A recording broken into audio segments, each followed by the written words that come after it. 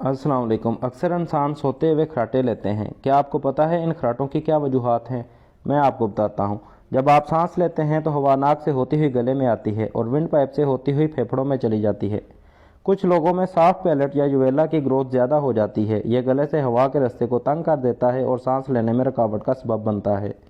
जब सोने के दौरान हवा गले से गुजरती है तो ये यूवेला से टकराकर वाइब्रेट करती है, जिसकी वजह से खराटों की आवाज़ पैदा होती है।